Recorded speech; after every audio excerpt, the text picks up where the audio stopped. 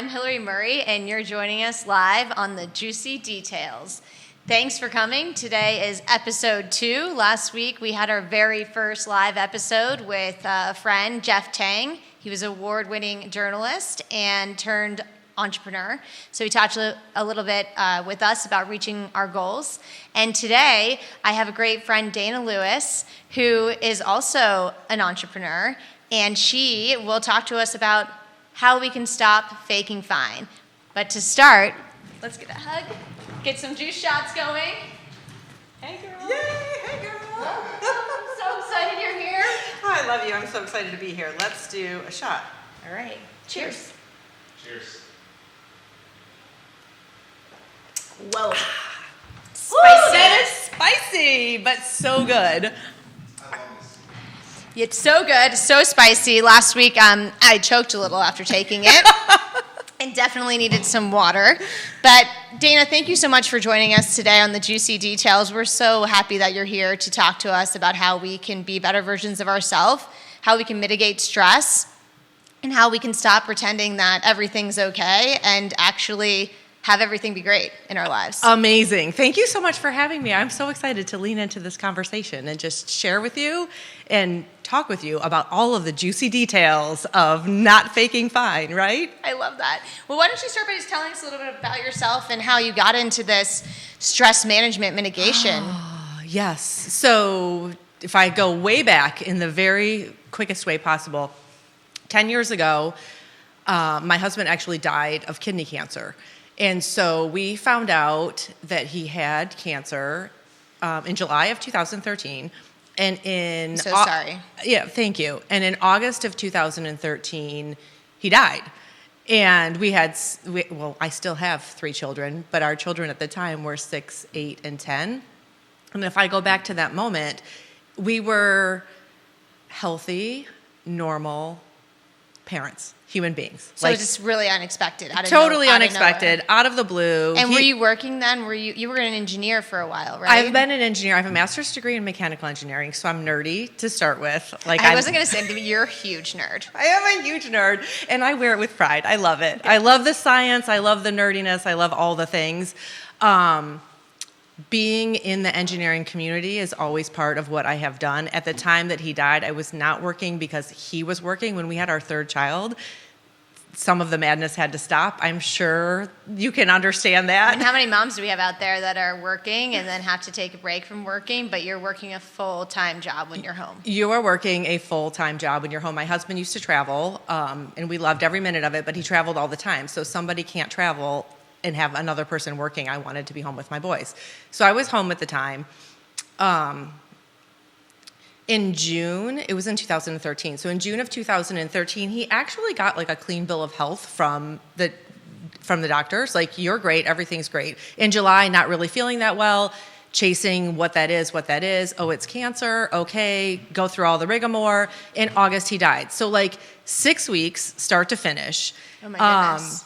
To say that at the end of that I was overwhelmed and overloaded is a giant understatement. I kind of remember coming home from that thinking, am I on candid camera?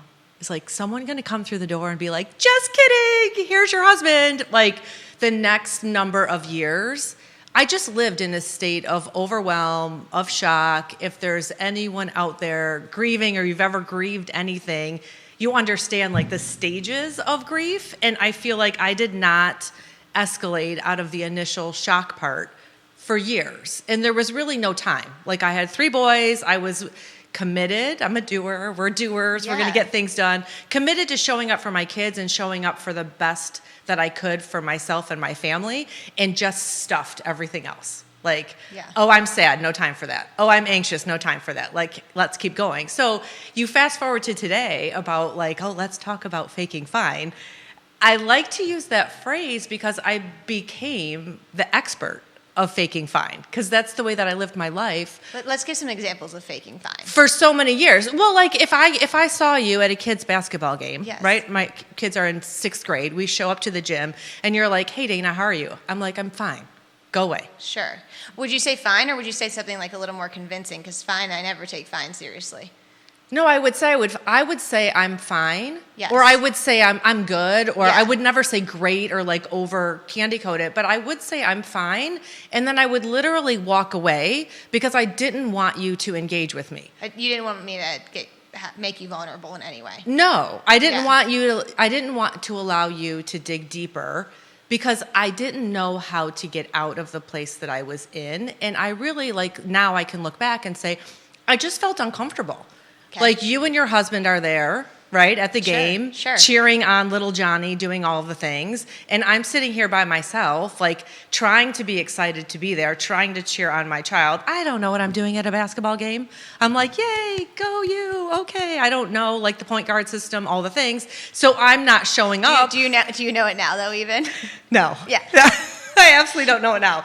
But I used to feel sad in those moments that I didn't have a husband Sure. that was showing up in the way that your partner should. Okay. Because that was the place that I intended to be. I intended to be a two-parent household. So that is one example, I think, of just faking fine. And then it just bleeds into so many other things. What are you doing with your life? I'm going to keep doing this mundane job for the rest of my life because I don't want to think outside of what I could be doing. Sure. Right? Sure, of course. So you just settle. I think faking fine is convincing yourself or trying to convince yourself that you are not settling, but it's really settling. You're settling for something that you don't want or desire, but you don't know how to take the next step to do something else. So then you're fine. You're paralyzed. You're paralyzed. Yeah. And you're fine. And you're not showing up at your very best self. I was kind of a miserable human being, but I was on the outside smiley and good pictures and here's my family and aren't we cute? And then come home and cry. Yeah. Oh, I'm so sorry. But thank you so much. Yeah. But I'm now... You're now a ball of energy, and everyone just wants to be around you because Right. you lift up spirits and you help people be so positive and encourage them, and it's Try. wonderful. Yes, try. Being intentional about also leaning into your own thoughts and feelings. I think the epitome of where faking fine came in for me is that after my husband had died, it was probably 5 years. Everyone's telling me, oh, Dana, you should do this. Oh, Dana, you should do this. Oh, Dana, you should do this. The should-dos of what everyone else thought I should do was weight that I, first of all, should not have carried, but I did because I didn't know what I should be doing. I didn't know another widow at 40 with 3 young kids. All of the other widows that I knew or saw or could learn from were far more seasoned. Sure. They were older women, they were grandmas, they were whatever. So I didn't know where my place was in parenthood, in friendship, in whatever. And so I remember everyone, not everyone, but a number of people saying, you should get a dog. Dana, what your boys need. Dana, you don't love dogs. Dana doesn't love. I'm a dog lover. Dana. Not so much. Not so much, right? No. So there's a number of people that are like, Dana, you should get a dog. And so I'm like, okay, what your boys need, you have 3 young boys. They're 6, 8, and 10. They need a dog. They obviously didn't know you well enough. Obviously.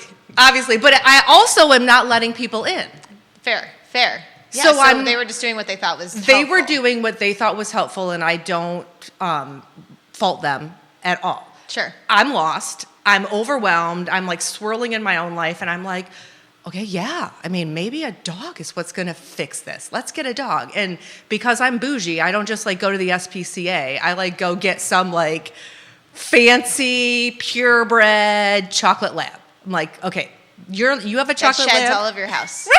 I'm you have a chocolate lab? It's cute. You don't, but I have other friends that do, and I'm like, oh, that dog is so cute. My boys really like your dog. I'm going to get that. Blue eyes, chocolate lab, the whole thing. We drive 2.5 hours to pick up this dog from this fancy breeder, all the things. We get home. My children don't care. They're like, oh, that was cute for 2.5 seconds, and then they're off doing whatever they're doing. Well, I think that this is just a quick aside. The SPCA has great dogs to adopt. One of the biggest issues is people think that dogs make a great Christmas gift, they make a great birthday gift, they make a great gift when you're grieving. However, dogs are a real responsibility, and this is PSA to make sure that you are ready to handle a dog before you get one. 100% and 100%. So The moment that I recognized that I was faking fine, it was a Monday morning, like 9 a.m. What did you name the dog really quickly? Bailey. Bailey, okay. Sorry, you said that. Yes. I don't think I said that, but Okay. Bailey. Bailey. I'm sitting, it's like 4 days into having this dog. Mind you, the dog has already pooped all over my kitchen, like created a giant mess that I am the one cleaning up. So I'm already like kind of agitated because I did not come into this with the knowledge of the amount of time this fur toddler was going to take. Yeah, it's a real thing. It's a real thing. Yeah. So my head organized, like I'm 5 years into grieving. I have figured out summer. It's summer. I figured out like everyone needs a camp. Everyone needs a place to be. Everyone needs to get their energy out. 3 boys. I'm the mom of 3 boys. I've got them dialed in. I take them to all the places they're supposed to be. And now I'm home with this dog. I have always taught group exercise classes, so I'm supposed to teach a spin class in like 30 minutes. And I'm sitting on my porch waiting for this dog to poop. And I'm like, this is it. This is not what I want. I do not want this dog. This dog is making me late for the very few things that I actually have time to do and want to do. And I'm sitting here waiting for this dog to do its business so that I can put her in the crate so that I can go to the gym. But now I'm late to the gym. None of my children care that we have this dog. And I'm like, that's it. That's it. Like I have officially lost it. Oh my like, goodness. So I called the breeder because, of course, I had signed papers, and I'm really sorry for all of the dog lovers that like want to hate on me right now. I am a very good person. I will love your dog at your house. I will even pet your dog at your house. And like the funniest part of this whole story is that like I now live with the dog. So Isn't it a chocolate lab? it's a yes lab border collie mix. Yeah. Is it a rescue? Yes. Yes, non-bougie rescue. Non-bougie now you have a rescue. non-bougie rescue. Yes. Maybe you just needed that from the beginning. I don't know. What I needed to do was recognize that I needed to lean into my own heart rather than, I think part of faking fine is also people pleasing. Mm-hmm. Like I really thought that if I did all of the things that everybody else thought that I should be doing, then I would fit in this box of happiness and live happily ever after. And I was not happy, and I was trying to do all of the things and wasn't listening to my own heart. And a lot of it was because I didn't know how, because I was living in a state of anxiety and overwhelm. Yep. And Bailey brought you to life. Bailey was really amazing. She brought me to this next chapter of growing. Like she was a fundamental part in my grief journey of recognizing who I am and who God called me to be, who I want to be, and who I do not want to be. So talk to us about that. So you were, so then you realized that you were faking fine, and so you've gone on to create your own business that really helps with, stress. You're a stress specialist, you're a nutrition hacker, and you've also contributed to the best-selling book, And Then She Bounced Back. Right. You can buy it. Where can we buy it? Well, you can buy it on Amazon. Oh. And then she bounced back again and again. And again and again. And so talk to us about that, 5 years after your husband's has passed away and you're, sitting on the back porch waiting for this dog to poop, late for exercise class. From that moment where you realized that you needed to focus on Me. you and changing your life. Yeah. What were the steps you've taken in the past 5 years to get to, contributing to a best-selling book, to having your own podcast, and to not faking fine? I mean, what a great question. So first of all, it's recognizing that I was frustrated with where I was and that I couldn't continue along this path. At the same time, if we go back to my nerdy brain, after my husband died of cancer in 6 weeks with 0 signs, 0 family history, 0 anything, Yes. I needed for my own brain some kind of answer or understanding. Like, where does cancer come from? What is cancer? And so I self-soothed by reading. I kind of laugh, like I feel like I have a PhD in cancer because I read like probably 15 books on where does it come from? What's your thought on cancer? What's your thought on cancer? And the underlying thing that I learned is that although no one gave a straight trajectory answer, I learned about the impacts of stress. Sure. I learned about inflammation and the stress and inflammation connection. Mm-hmm. I learned about the gut microbiome and how that gut-brain connection really helps your stress resilience. Sure. If you would have asked me when my husband died, do you have stress resilience? I would have laughed and been like, sure. Like, what is that? Yes, what does that mean? Right? And what stress resilience means is that in the face of chaos, overwhelm, anxious feelings, your actual brain is able to still think yourself out of it. Where I can look back and I didn't have that, and that's why I listened to what everyone else said. Because I couldn't think, like if you think about it, if you're not watching the video, like if you think about it with my words, like if your brain is like at the top of your head, like your thought process is up here, it's like computer swap space, right? We always talk about computer swap space and how many tabs you have open, and you have to shut some tabs in order Is that to the get name for it? Yeah. Computer swap. Okay. Or learning a lot here. Or like if you I have so many tabs open. Yes, if you Yes. have all of these tabs open, each one of us can function with a different number of tabs open. Okay. Right? Yes. Like some of us like to have 10 open, some of us like can only deal with 5. 110. 110. I feel like I maybe had 7 million. Okay. And I didn't know how to make it 6,999,000. Like Yeah. I didn't know how to calm the anxious thoughts in my mind. And I wasn't like an anxious lunatic like running around. I just was like in my mind, like can't think. I'm overwhelmed by being a widow, by doing it alone, by all of the obvious things. So I started to learn about the gut, and I basically made my family like human guinea pigs.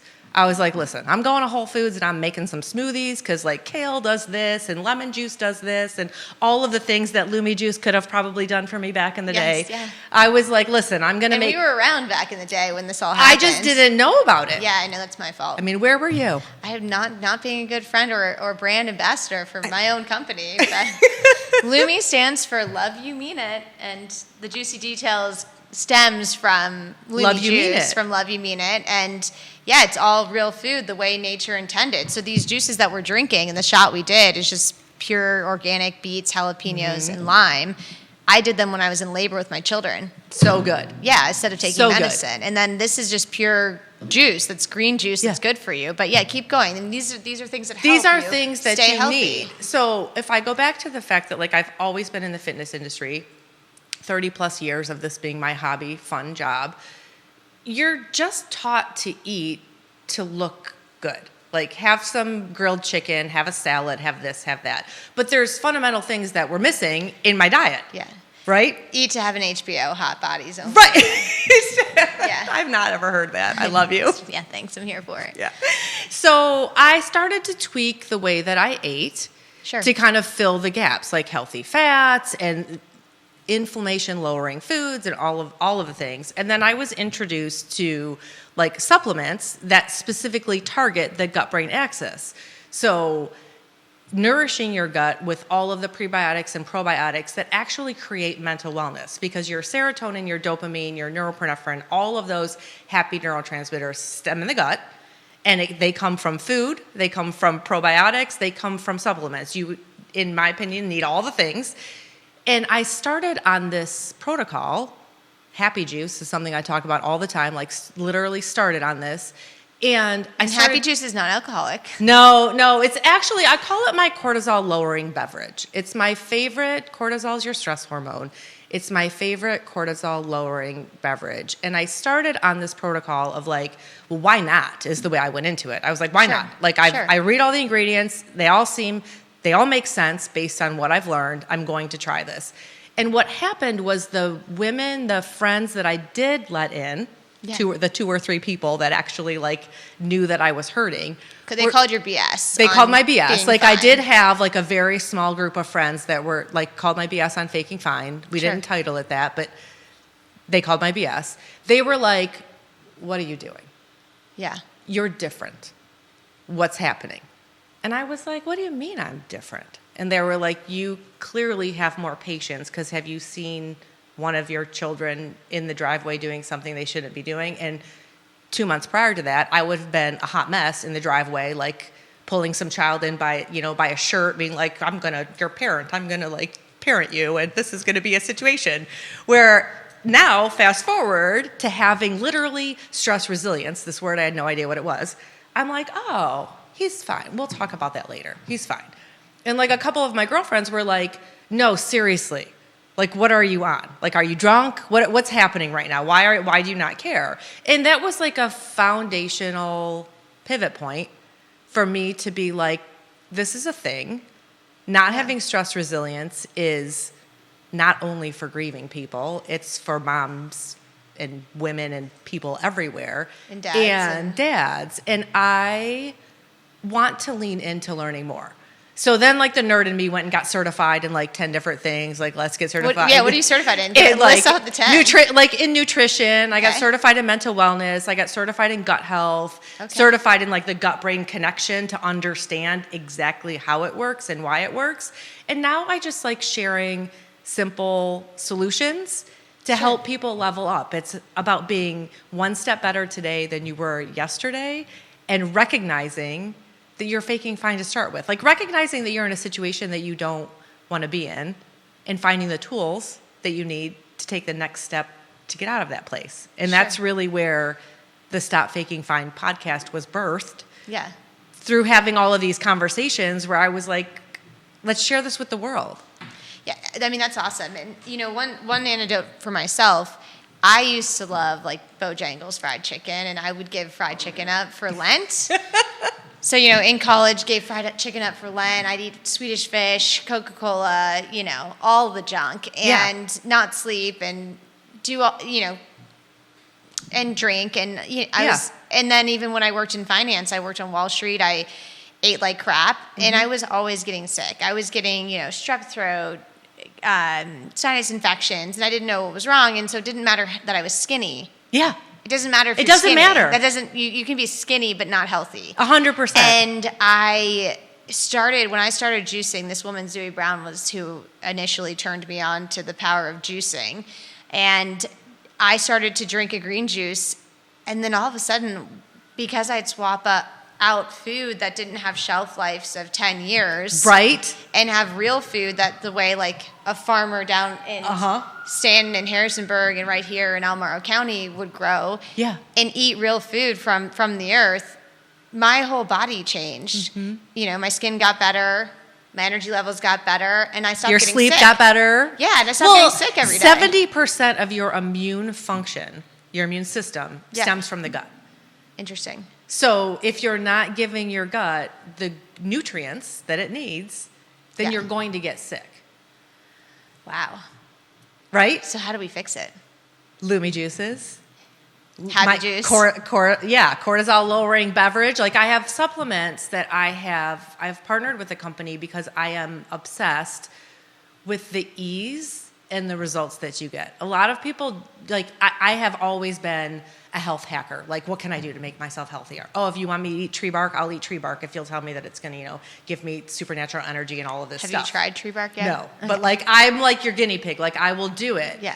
But I would ask you, listening, if you are on a protocol and you don't feel like it's giving you the results that you're looking for, to stop faking fine and like look for a better answer.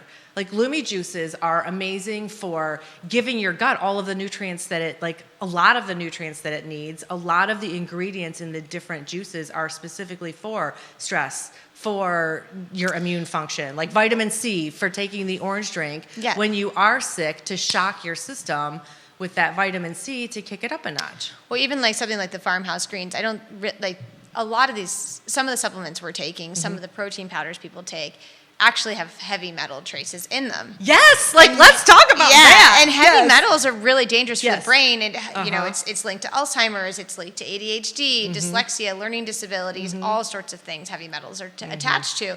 And so something like in our farmhouse greens, we have Italian flat leaf parsley. So if you don't want to go buy a farmhouse greens, go buy some Italian flat leaf parsley. And incorporate juice into your it, dinner. And take a shot every night before bed or in the morning when you wake up, because that will help detoxify, leach out those heavy metals out of your system and help you be healthier. 100%. And if we go back to like the protein powders and the things, like a big tub does not equal quality protein. Like you really have to empower yourself to look at the list of ingredients and you should be able to pronounce every single ingredient on that list. And if you can't, your body probably can't digest it. And if you can't pronounce it, you can't digest it. And if you can't digest it, your inflammation goes up. And if your inflammation goes up, you start storing fat instead of burning fat. And you are on the path to anxiety, overwhelm. It's just you explaining this to me. Stress, like all of those things. And like the funny part about it is you come back to like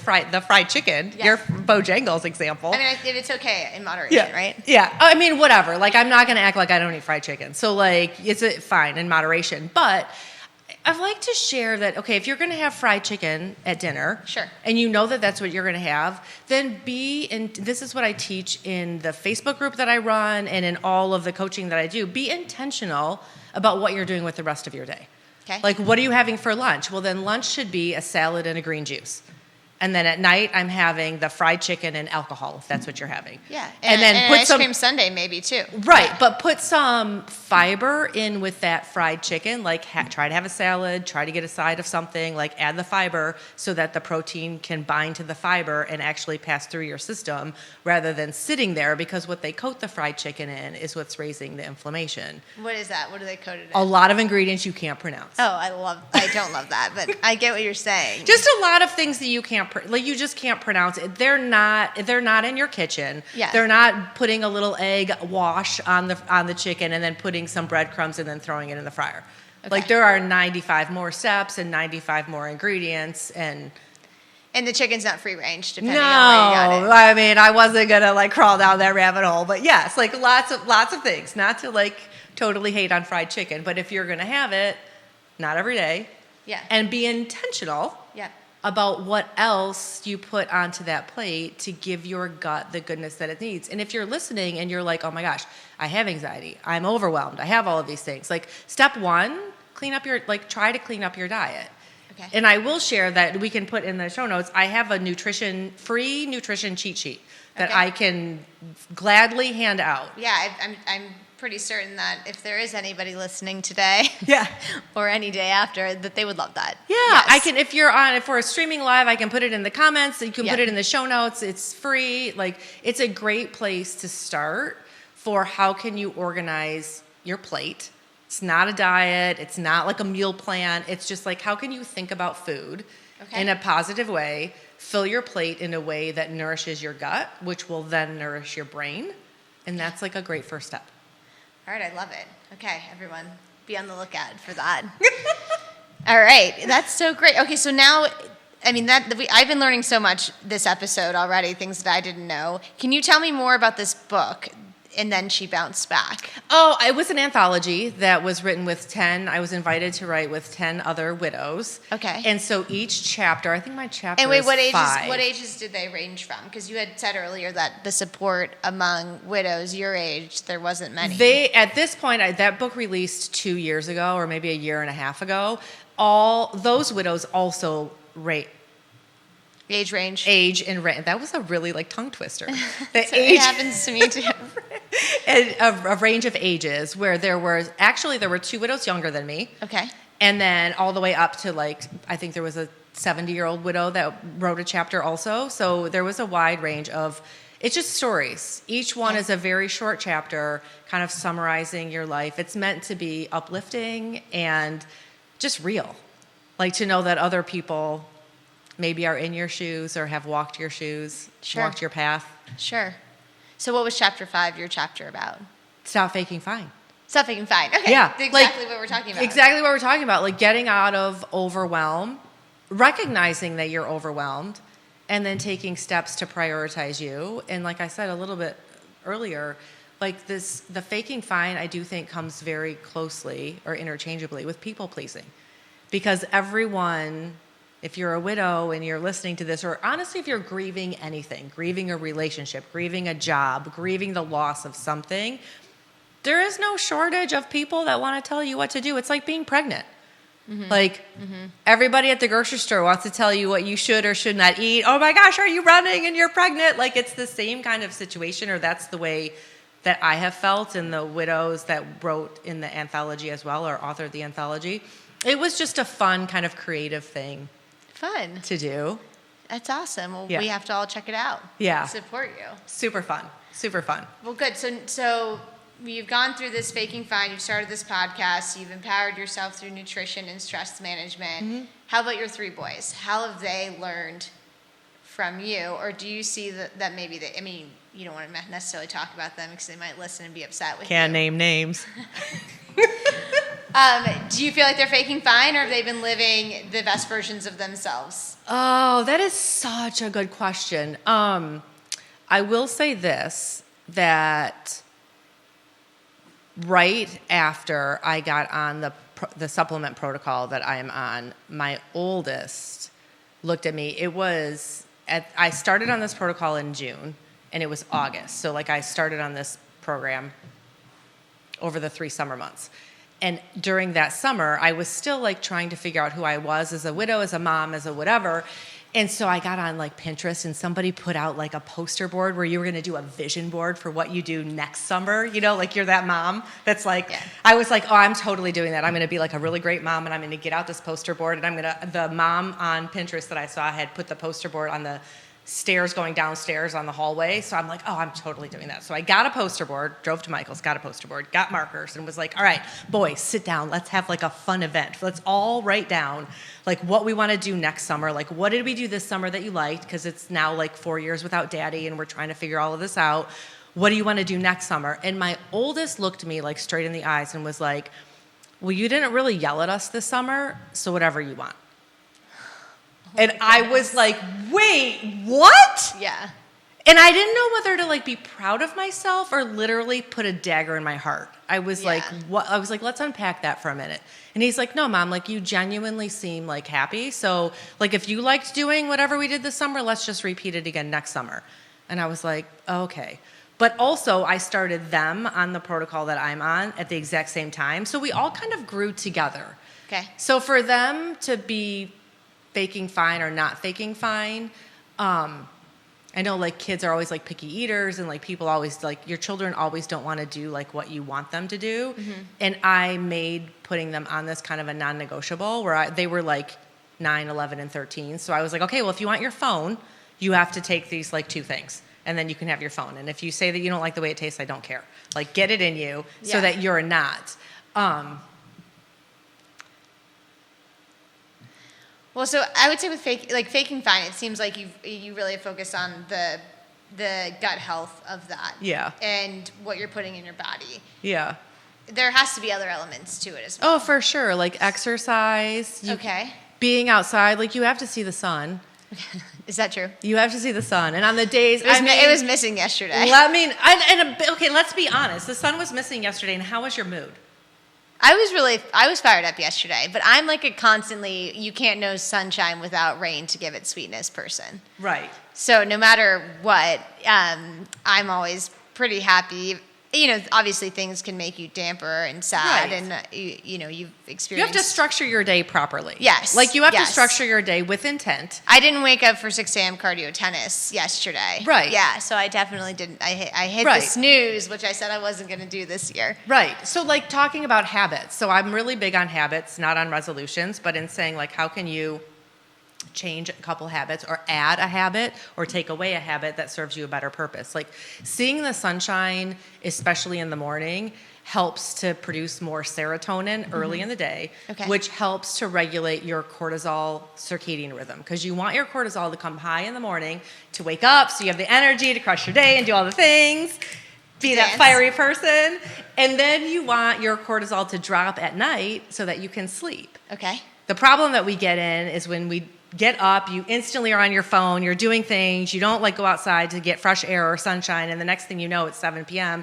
you've been busy all day, and it's like, oh, exercise is for other people. And it's like, it's not even exercise, it's taking 10 minutes to walk outside. Even if the sun is not shining, it's coming in there. Like you're getting it, even if it's behind the clouds. If you live in a place where there is not sunshine, get a blue light, get a red light, get some kind of infrared light that you can actually have that. Not a computer light. Not a computer light. Have that It's a chemical reaction that happens in your body when the serotonin literally comes through your eyeballs and then it goes into your gut and then it goes to your brain. Like, it's fascinating how the whole thing works. So, like, sunshine, exercise, and exercise is walking to the mailbox. Make it take 10 minutes. Like, if you can walk to your mailbox in 5 steps, then walk there 500 times. Like, just keep back and forth. Mine is literally connected to my front door, Yeah. so it's really Or not. maybe, like, go deliver mail to someone that lives down the street. Or it's not even necessarily around, like, the obsession about getting your steps in. It's just the point that you're getting outside and you're getting sunshine. Like, that is super important for helping your body regulate serotonin and dopamine, all the things. Nutrition is huge. Yeah. And sleep habits. Like, we can talk about sleep habits. You need 7 to 8 hours of sleep for your brain to rest and repair. I don't get that. Well, some people don't need it, but Okay. like on average. Okay. I was like, I'm not getting that. You're also like not average. You're like, Oh, thanks. you're special. I am very special. I appreciate that comment. Thank you, Dana. Yeah. Where like 5 to 6 hours is just not enough to rest and repair your brain. Yes. 7 to 8 hours for the average person. Let's bring this back to average. Sure. 7 to 8 hours is average for refreshing your brain. 9 hours and above gets you to more highly linked to depressive thoughts, feelings, lives. Okay, so there's like an optimal level of sleep, and then there's an suboptimal Non-optimal, level. Yeah, yes. after you hit over 9 hours, Yes. then I'm depressed and sad. Yes, and you can't Ooh. catch up on sleep. So like you can't sleep 5 hours Monday through Friday because you're grinding a job and then sleep 12 hours on Saturday. I mean, you can, and maybe you'll feel a little bit better. I mean, when I started Lumi, I like had very unhealthy sleep cycles. I would sleep probably 3 to 4 hours at most a night, and then I would take 15-minute power naps on the couch at Yeah. the Lumi factory in Yeah. Belmont here. And since then, I have, I've stopped doing that, slept more. But there would be some, like once a month, I would finally crash and sleep for 17 hours straight. Yeah. But that was Yeah. just like, But that was also a season, okay, yes. right? If you look back It at was that, how unhealthy. long did you? I was faking fine. You were faking fine, but you were also launching a business. So Yeah. there's a reality check in all of this also. Yes. So like how long do you feel like you were doing that? It was probably a year and a half. Yeah. Yeah, and I was exhausted. Yeah. Yeah. Yeah, and probably sick. I know I wasn't because I was drinking Lumi juice. Oh yeah, look at that. Shameless took- plug. Yeah. That is why I wasn't sick. I was not on antibiotics for 8 years once That's I started amazing. drinking juice. Yeah, that's 8 amazing. years. Yeah. So. It's again, there are multiple paths to helping your gut, but that's what Lumi is doing, is it's helping your gut, and 70% of your immune system comes from your gut. So Yes. also like sinus issues, allergies, all of these things are a disruption in your gut-brain axis. And if you can give your gut more goodness, you can diminish those side effects. There's essentially side effects of, like I used to get a sinus infection every fall like clockwork. Like, oh, the weather changed, give me my antibiotic. I have a sinus infection. Yeah. Let's go. I haven't had one in 5 years That's awesome. because you're healing. You're helping. From within. Yeah, you're helping. You're just helping your body. I don't know about using the word healing, but you're helping your body have the building blocks that it needs for you to feel better. And sleep is like, back to the original point, sleep is definitely one of them. And there are a myriad of things that you can do. And I guess like we'll just do like a little checklist of things. Like one is not go to bed on your phone. Oh yeah. And then put your phone down and close your eyes and then be angry that you can't fall asleep. Like that blue light in your face, you need at least 30 minutes without that blue light in your face. Okay. Like ideally it's 2 hours. Yes. But like that's probably hard for most people. So like give it 30 minutes. Okay. 30 minutes of not having that. If you want to like have a wind down routine, like sip chamomile tea before. Like I know that I have part of the program, the supplements that I've partnered with is like a melatonin free gummy. Because like melatonin is not good for you to take on a regular, well, at all, but on a regular basis. Because if you, Well, but can you repeat that? Because I think a lot of people think that melatonin is like a totally fine thing to take, yeah, no, and it's not. And No. and I'm with you. I think I take magnesium Yeah. when I'm struggling to fall asleep or like not getting sound Yeah. sleep. But can you talk to us about this melatonin? Yeah. And please listen, if you're taking melatonin, I know people that are giving melatonin to their kids every night to go to sleep. It's not a good thing. No, we're not shaming you, but I'm just letting you know. Yeah. Let's talk about why we shouldn't be taking that. There's definitely no shame. I feel like in Stop Faking Fine, it's like you have to know. Yeah, you have to be informed. It's anything. You have to be educated and informed. Like my husband literally dropped dead because I was not that. It was not your doing. Right, it's not my doing, but like we didn't know about nutrition and about how to manage stress and about how to do all these other things. I am positive that if he had implemented all of the tools that I know now, his stress would have been more managed and maybe not been in the outcome that was there. But back to melatonin. So melatonin is a critical building block for all of your hormones. Cortisol, your stress hormone, is one of them. And if you take melatonin artificially, first of all, it only works for about 50% of the population. Mm-hmm. So some of you listening are like, oh, I took melatonin, it didn't even work, like it's dumb. Well, it doesn't work for everyone, but for the people that it does work for, if you take it artificially, it sends a signal to your body to not produce it. So it's an addictive thing to be taking because now your body's not producing melatonin and you need that melatonin in order to go to sleep. So now you're dependent on this artificial component and your body then over time will just stop producing melatonin, which is really no good because you need that. Like if you can produce all of the things that your body needs naturally, then you are in the healthiest state possible, right? Okay. No, this is good to know. But I mean, I've taken it when I get on an airplane for a long haul flight instead of taking something that is much stronger and would knock me out. Right. I'll take a melatonin. It's like one-offs are fine. It's just when you create a dependency on it every day is when or there's also like healthy alternatives. Like I was sharing like the melatonin-free gummy. If you want to know more about that, reach out. Like I'm happy to share like all the details of like how to find that. It's literally called Calm. Well, so speaking of reaching out, where can people find you? You can find me on Instagram at Miss Dana Lewis. It's MSDANALEWIS. I'm on Facebook. I'm on LinkedIn. LinkedIn is the same, Miss Dana Lewis. And you can follow my podcast, Stop Faking Fine. Stop Faking Fine. Yes. And can you tell us, since you've done Stop Faking Fine, just tell us 3 things that you love doing now. Oh my gosh, since I've stopped faking fine, things that I've loved empowering other women to stop doing it. I love it. Because we all, and I will still catch myself sometimes, like, settling. And I'm married now. I got married in May. Yeah, Neil. And my current husband will be like, if ever I say, like, I'm fine, it's fine, he's like, oh, we're not going there. Like, what is it that you actually mean? I've witnessed him doing this to you before, and it's really powerful. He's a good partner for you. Yeah, he's a great partner. But, like, when I let it, and I don't do it maliciously, but it's still, like, sometimes I'll be like, oh, it's fine. He's like, no, we're here to achieve greatness. Like, he'll, like, throw it right back at me. And I'm like, okay, you're right. I actually don't want to do that. Like, can we do X, Y, or Z?